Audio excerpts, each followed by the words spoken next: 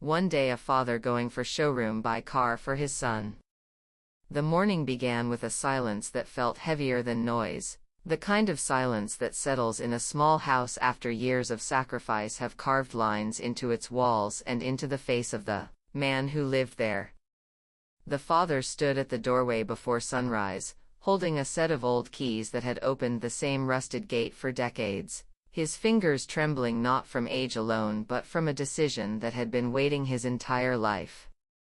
Outside, the city was waking up slowly, unaware that for one ordinary man, this day carried the weight of dreams postponed, promises broken by poverty, and love that never learned how to rest.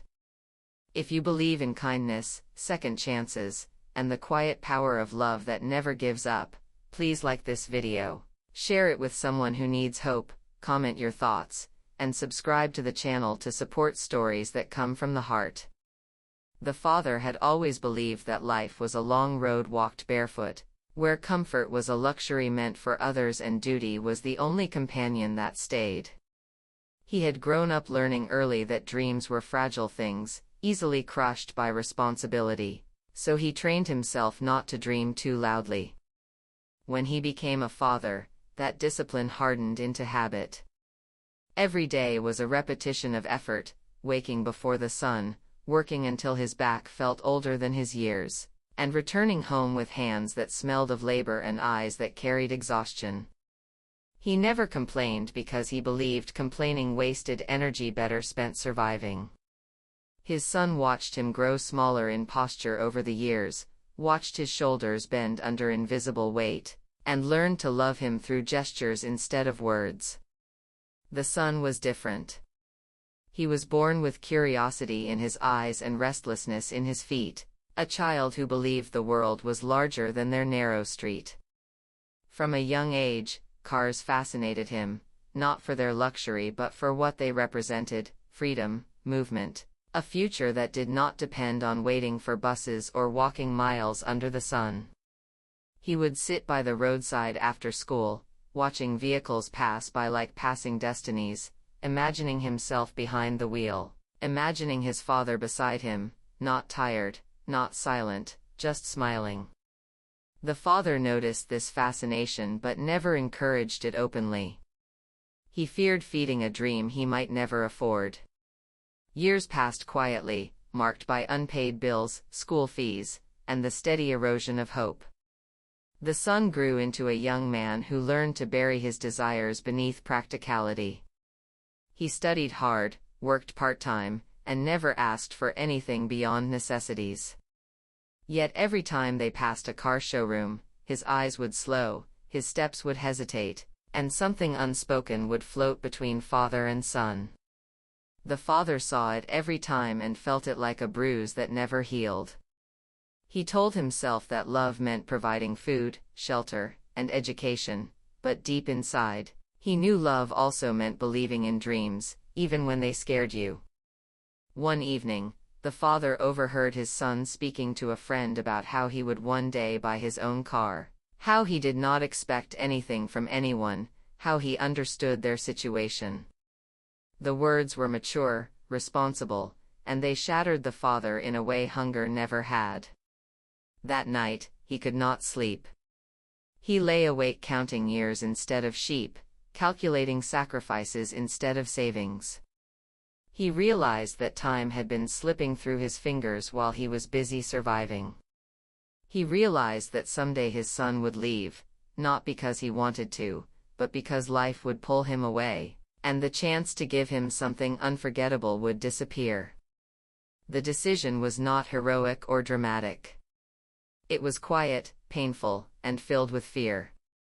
The father sold a small piece of land he had inherited from his own father, land he had kept untouched as a last safety net. He withdrew savings meant for emergencies, ignored the voice in his head warning him of future hardships, and told himself that some moments were worth the risk. He did not tell his son.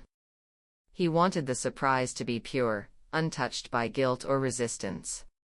The day he walked into the car showroom, his heart pounded louder than the traffic outside.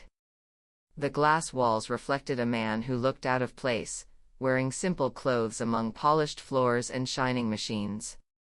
Each car gleamed with promise, with a future he had never imagined owning. His hands shook as he touched the smooth surface of a modest vehicle, not the most expensive, not the most impressive, but reliable and strong, like the life he had tried to build. He imagined his son's hands on the steering wheel, imagined him driving toward opportunities instead of waiting for them. That image carried him through the paperwork, through the fear of judgment, through the weight of the cost. When he drove the car out of the showroom, the world looked different from behind the windshield. Streets he had walked for years suddenly felt shorter, lighter. He felt something unfamiliar rise in his chest, a fragile joy mixed with terror. He wondered if he had done the right thing, if love could justify such a gamble. But then he thought of his son's restrained dreams and knew that some debts were meant to be carried with pride. The reveal was not staged or dramatic. The father simply asked his son to come outside. The car stood there, quiet and patient, as if waiting for the boy it belonged to. The son stared at it in confusion, then disbelief, then something deeper that words could not reach. His knees felt weak, his throat tight. The father watched his son's face change, watched years of understanding and sacrifice collapse into a single moment of overwhelming emotion. He placed the keys in his son's hand, his own eyes burning not with tears but with relief. That day changed more than ownership. It shifted something inside both of them. The son no longer saw his father only as a provider weighed down by responsibility, but as a man who had dreams too. A man who chose love over fear.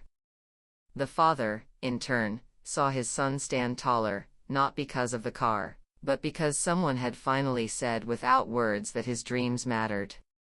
They began to talk more, to share silences that felt comfortable instead of heavy.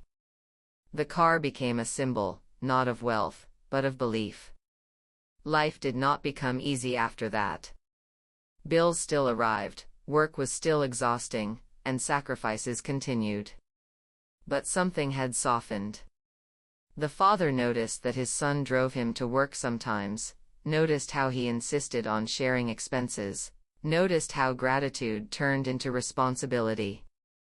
The son worked harder, not out of obligation, but out of inspiration. He understood the weight of the gift and honored it by becoming the man his father believed he could be.